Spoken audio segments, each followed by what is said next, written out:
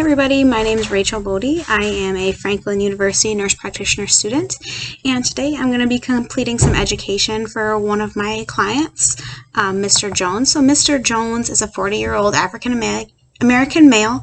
He has a long-standing history of uncontrolled hypertension.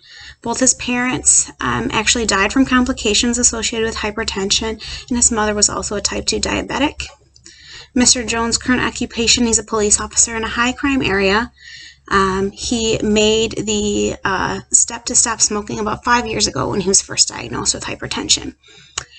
He explains to me that he still drinks several beers every evening after work, and he doesn't really pay much attention to his diet, so he doesn't watch his sodium intake, fats, carbs, etc.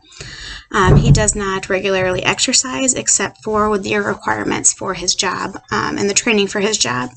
And over the course of the past year, he has had a weight increase of nearly 20 pounds.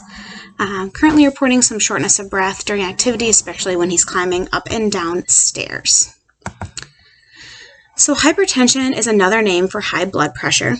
It can lead to severe complications if it is left untreated and increase an individual's risk for developing heart disease, stroke, and even death. Blood pressure is the force that a person's blood exerts on the walls of the blood vessels, and the pressure is dependent on the resistance of those blood vessels and how hard the heart is working to pump blood through those vessels. So high blood pressure, also known as hypertension, is the most common primary diagnosis in the United States. It affects 1 in every 3 adults over the age of 20 and 2 in every 3 adults over the age of 60.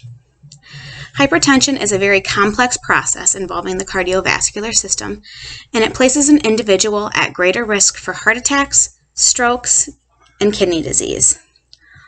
Although hypertension is a common diagnosis, it does have a dramatic effect on a person's overall health and well-being. The development of hypertension is a combination of both genetic factors and environmental factors, lifestyle choices, and that will overall influence a person's health. Hypertension can be categorized into several groups, the first being primary hypertension.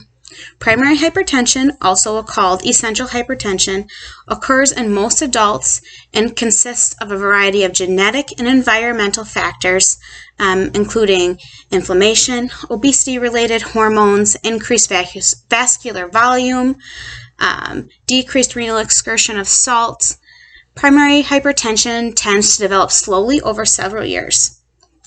In primary hypertension, the sympathetic nervous system, which I refer to as the SNS, contributes to the pathogenesis of the higher blood pressure in adults. So overactivating the SNS can result from an increased production of epinephrine and norepinephrine that will increase a patient's heart rate, and it will vasoconstrict the blood vessel. So you're now pumping the same amount of volume through a smaller hole, essentially. So your blood vessels are clamping down, raising that blood pressure for that fight or flight response. And that will raise blood pressure over time. So this is not a dramatic vasoconstriction, heart's pumping. This is just a slow, over time vasoconstriction and increased workload on the heart. In individuals with primary hypertension, the RAAS system, or the renin-angiotensin system, is overactivated as well, and that will contribute to the retention of salt and water within the vascular system, and that will increase vascular resistance. Secondary hypertension is caused by some type of underlying health condition, and this type of hypertension typically appears suddenly. So there's many conditions and medications that can lead to secondary hypertension.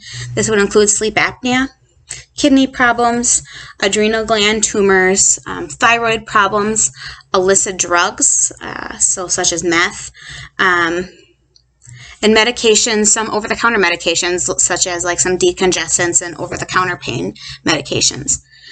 The disease process raises peripheral resistance and cardiac output. So blood pressure will typically go back to normal after the underlying condition is found and treated. The hypertension or the elevated blood pressure in that individual with secondary hypertension should resolve if the tumor is removed or the thyroid condition is controlled. Complicated hypertension is a chronic hypertension, and in this condition, the damage of the walls of the blood vessels ends up being permanent. So the blood vessels will undergo permanent change. They become fibrous, so they're not able to expand and contract like your blood vessels do now, and that affects the blood perfusion to vital organs and tissues throughout your body. So reducing the blood volume and the perfusion to those organs will affect how they function and eventually lead to organ damage and possible organ failure.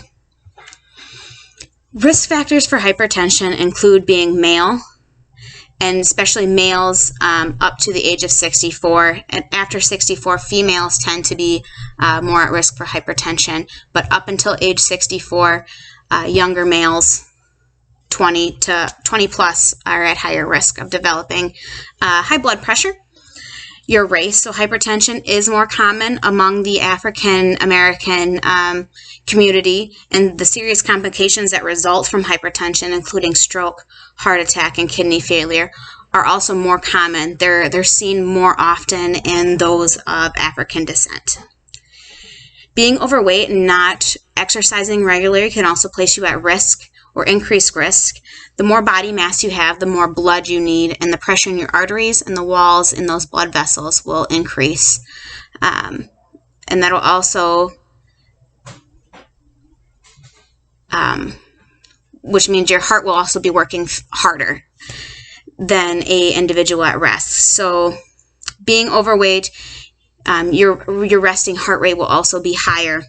That means your heart's working harder when it is working to do things like walking upstairs, and that creates a stronger pressure in those blood vessels, creating hypertension. Diets that consist of too much salt or too little potassium also increase your risk of developing high blood pressure. So sodium causes your body to retain fluid. That would increase blood pressure because you're pumping more essentially through those pipes. And then potassium, so a diet low in potassium. Potassium actually balances the amount of sodium in your blood. So without the proper levels of potassium, those sodium levels can keep creasing up. And over time, alcohol damages your heart. So having more than 2 drinks will dramatically affect a person's blood pressure. It's recommended no more than 1 drink per day for a female and 2 drinks per day for a male before you're at increased risk. So 1 drink would be a 12-ounce beer, a 5-ounce wine, or 1.5 ounces of a liquor.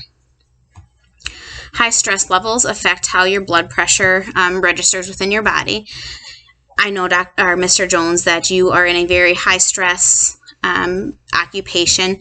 You are a cop, and I thank you very, very greatly for all you do for this community. And you're a cop in a very high crime area, so you are with a lot of stressors every single day. And that definitely affects how your blood pressure, how your blood pressure is. I am very proud that you took the steps to stop smoking when you were first diagnosed, because smoking significantly increases the complications associated with high blood pressure, and you made a very important lifestyle change early on to do what you needed to do to lessen your chances. But there's definitely some more things that you can do to help with your blood pressure.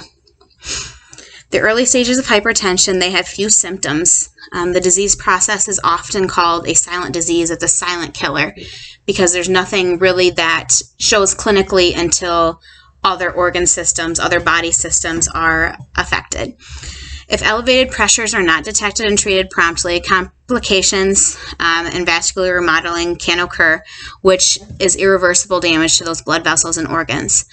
Clinical manifestations of hypertension include heart disease, renal insufficiency, central nervous system dysfunctions, impaired vision, vascular occlusions, and edema. There's many things you can't control, like your genetic factors, and those will place you at higher risk for developing hypertension. You do, however, have control over your lifestyle and environmental factors. And after reviewing your health history, there's many changes you can do just to your lifestyle to help decrease your risk of developing these complications of hypertension. So starting a diet low in salt, exercising regularly, and limiting your alcoholic beverages will have a significant impact on your weight.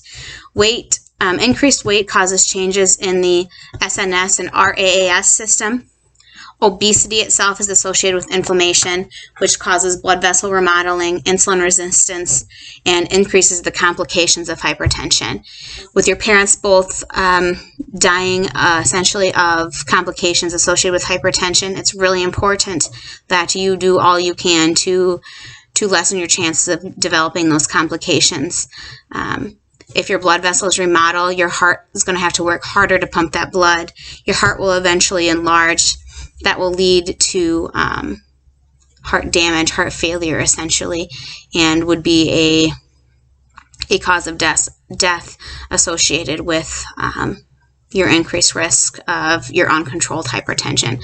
So I encourage you to do whatever you can, diet, exercise, taking some blood pressure medications to control your blood pressure, to prevent that vascular remodeling, to keep those organs perfused, low stress environment, which I know is easier said than done, but find some way that you can release those stressors at the end of the day that's not tipping back a couple beers. Maybe go for a walk, to release some energy, or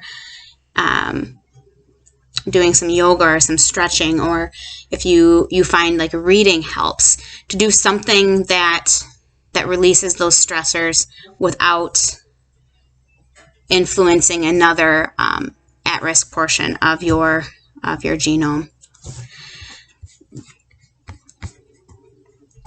That is a lot of the information that I have for Mr. Jones. I hope he takes my recommendations, my education as far as hypertension into account, and he does what he needs to do to create those lifestyle changes to lessen his risk of developing these complications of uncontrolled hypertension, strokes, heart attacks, kidney disease. There's lots of things that he can't control, including his genetics, but those that he can control, he should really do all he can to lessen his risk from dying, essentially, of a comorbidity of hypertension. I thank you very much for listening to my lecture on hypertension with Mr. Jones, and I look forward to your questions. Thank you.